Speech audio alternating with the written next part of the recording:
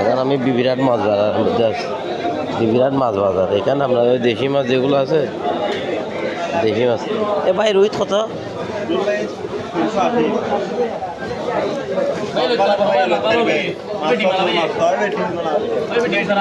কম কত? কম 360 তিনের নিচে হইতো না? নিচে বেশি লই মাই তাহলে বেশি লই 340 টাকা লাগবে বলতেছে। আচ্ছা ঠিক আছে, আর দেখি না না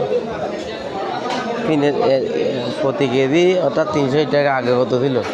আগে ছিল যে 260, 270, 280। এখন ওই সব কিছুর দাম বেড়ে যাওয়ার কারণে এখন মাছের দাম বেড়ে গেছে। দেশি মাছগুলো যেগুলো আপনার 260 টাকা, 270 টাকা করে কিনেছি আমরা, এখন 370, 80।